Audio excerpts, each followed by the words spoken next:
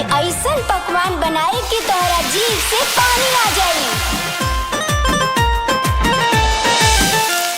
तनी हमरा बात पर ध्यान दिहल जाओ। हम ना रवा खातिर रसिया पूरी लेके आयल बानी। केहू आवता जल्दी ले ली। केहू आवता अनिल खाएब का। हाँ अभी भोजपुरी के देखे वाला लोग बा सब कोई के सांझे बिहाने चैनल पे स्वागत बा। आज हम जौन फिल्म के ट्रेलर के रिव्यू करे खातिर आइल बनी। ये फिल्म के नाम है भौजी। भौजी उससे तो एगो ऐसा शब्द है जौना में माई के दूसरा रूप देखा जाला। माई के ममता, माई के प्यार और माई जैसा दुलार के समावेश होला। लेकिन आज के दौर में जौन आधुनिकीकरण बा, जौन कलयुग अपना चरम पे बा, अगर यह कलयुग में अगर और भौजाई में माई के ममता तो छोड़ दी, माई के तो दुलार छोड़ दी और माई जैसा प्यार के तो आशा छोड़ दी, अगर भौजी में रहो ममता फिर वह प्रतिभा और देवर के प्रति लगाव बा, तो हमरा लागत कि वो भौजी के परवरिश काफ़ी सराहनीय और संस्कारी तरीका से भइल बा। वो बेटी के संस्कार माई बाबू कूट कूट के भरले बाड़ा।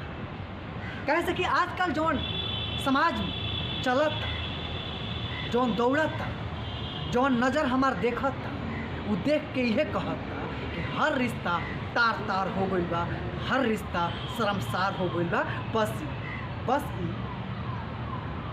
पैसा के होड़ में और पैसा के भूख में हर रिश्ता के चिता बुझा गई बा। यह कथा के लेके, यह प्रथा के लेके ये फिल्म के राइटर शब्द के रूप में कागज पर उतरले बाड़न और उहे शब्द के ये स्क्रीन पर जिंदा कर देले बाड़ी भोजपुरी फिल्म इंडस्ट्री के हर युवा दिलों के धड़कन के रानी यानी कि काजल रखवानी। ये फिल्म के हर एक कलाकार, चाहे एक सीन के ओकर रोल होके, चाहे लीड रोल में हो, छोट से छोट कलाकार अपना रोल के साथ है, अपना किरदार के साथ है इंसाफ कइल बा। एकरे बदौलत जौन राइटर शब्द के रूप में कागज पर चरित्र के चित्रण कइले बाड़न, ओकरा के स्क्रीन पर जिंदा कर देले बा।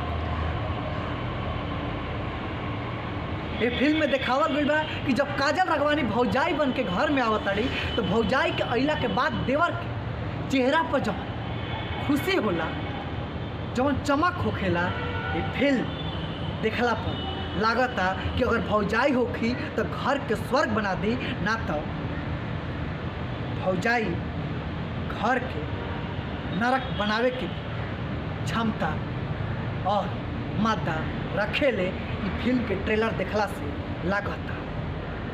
हम कहल चाहब कि एमे भौजाइयाने के दोस्त नहीं किया, देवरानी भी कभी कभी अपन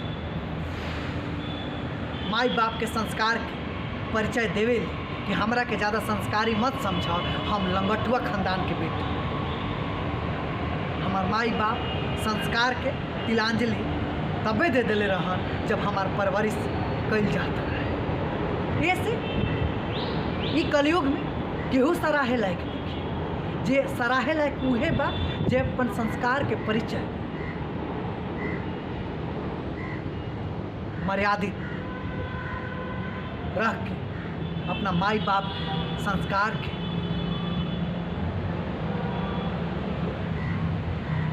बचैले बा। अन्यथा ई कलयुग में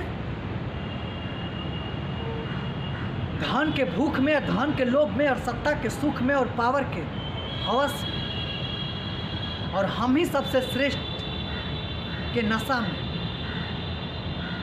आदमी एकदम मताई बा। एक तरीका से मताइल बा कि ना अपना माई के पहचाना था, ना भाई के पहचाना था, ना भौजाई के पहचाना था। बस पैसा से ही होकर रिश्ता बा। और जब पैसा ख़त्म हो जाता, समाज उनका के चूस लेता, तो फिर याद आवता भाई, भौजाई, देवरानी, जेठानी, माई।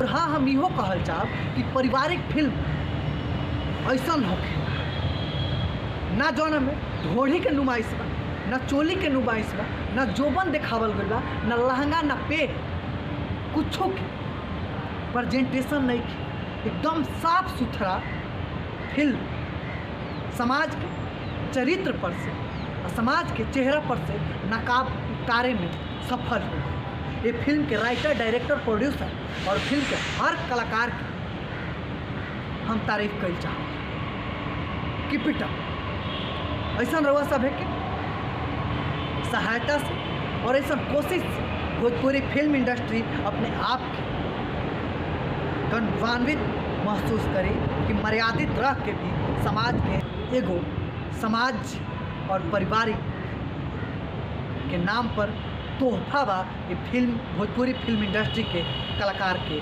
तरफ से, जेकरा में काजल रघवानी लीड रोल में बाड़ी। तो रउआ सब है कि फिल्म के ट्रेलर कैसा लागल अपन विचार कमेंट बॉक्स में अवश्य बताइए। ऐसे ही भोजपुरी फिल्म के ट्रेलर, गाना और टीजर के रिव्यू देखे खातिर सांझे बिहाने चैनल के सब्सक्राइब कर ली जा। अगर वीडियो रउआ सब यूट्यूब पर देखता नहीं जाता तो आज के वीडियो में इतना ही। अगला वीडियो में फिर मुलाकात हुई, तब तक खातिर हमरा के विदा दी जा। नमस्कार।